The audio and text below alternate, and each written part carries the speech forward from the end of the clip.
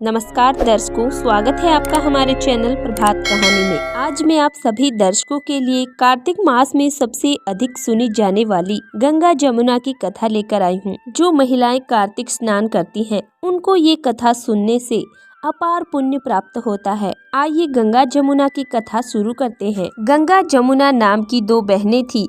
दोनों बहनें एक साहूकार के खेत से जा रही थी तो यमुना ने तेरह जी के दाने तोड़ लिए। गंगा बोली, बहन तेरे तो ग्रहण लग गया, ये तो चोरी हो गई। तब जमुना बोली कि बहन अब ये ग्रहण कैसे उतरेगा। तो गंगा ने कहा कि 12 वर्ष साहूकार के यहाँ नौकरी कर लो तो तेरा ग्रहण उतर जाएगा। बाद में जमुना साहूकार के यहाँ गई और बोली कि मुझे नौकरी पर रख लो और मैं सारे काम कर दूंगी, परंतु 4 काम नहीं करूंगी। एक तो मैं जूठे बर्तन नहीं मांजूंगी, झाड़ू नहीं लगाऊंगी, बिस्तर नहीं बिछाऊंगी और दिया नहीं जलाऊंगी। साहूकार ने उसे रख लिया। 12 वर्ष के बाद कुंभ का मेला आया। उस दिन साहूकार ने कुंभ के मेले में जाने लगी तो जमुना ने उसे एक सोने का टका दिया और कहा कि वहाँ पर मेरी बहन गंगा है, उसे दे देना और कहना कि ये तुम्हारी बहन यमुना ने भेजा है। तो उसने वहाँ जाकर गंगा जी को सोने का टका दे दिया। गंगा ने हाथ पसार कर टका लिया और बोली, मेरी बहन जमुना से कहना कि तेरे 12 वर्ष पूर्ण हो गए हैं। साहूकार ने घर जाकर सेठ जी से ये बात कही तो जमुना की सहस्त्र धारा फूट पड़ी। साहूकार और साहूकारनी पैर पकड़कर पछताने लगे तो जमुना जी सपने में आकर बोली कि साहूकार चिंता में मत पड़ो।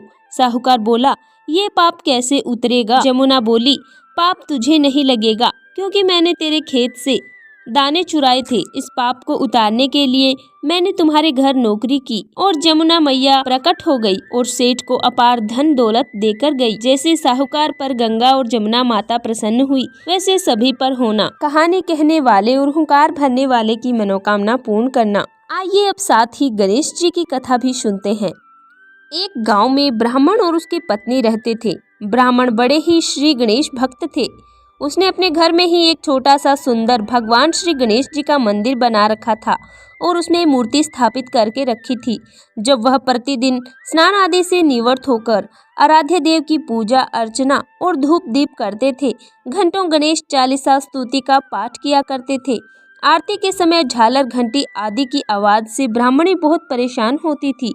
उसने एक दिन भगवान श्री गणेश जी की मूर्ति को कोने में छिपाकर ढक कर रख दिया और सोचने लगी कि देखेंगे अब ये पूजा कैसे करेंगे। तभी कुछ समय बाद ब्राह्मण देव स्नान करके कमरे के मंदिर के पास पधारे और मूर्ति को वहां ना देखकर उदास मन से अपनी क्रोधित पत्नी से पूछने लगे। तब स्त्री कुछ नहीं बोली। इतने में ही श्री गणेश जी को बहुत जोर से हंसी आ गई। ब्राह्मण व ब्राह्मणी ने कपड़ा हटाकर देखा, भगवान श्री गणेश जी की मूर्ति जोर जोर से हंस रही थी। दोनों पति पत्नी उनके चरणों में नतमस्तक हो गए, बारंबार प्रणाम करने लगे और अपने व्यवहार के लिए पत्नी क्षमा याचना करने लगी। रिद्धि सिद्धि के दाता श्री गजानंद महाराज बोले कि मैं तेरी भक्ति से प्रसन्न हूँ। यह कहकर उन्होंने उनके घर को धन वैभव हीरे मोतियों से भर दिया। पुत्र प्राप्ति व सुख शांति का वरदान देकर अंतर्धान हो गए। ब्राह्मण देवता ने उस धन से बहुत बड़ा भवन और पास ही में श्री गणेश जी का मंदिर बनवाया। 9वें महीने उनके बाग में एक फूल खिला, पुत्र ने जन्म लिया। तीनों प्राणी सुख से रहने लगे और भगवान श्री गणेश जी की कृपा उनके चरणों में अपना जीवन बिताने लगे।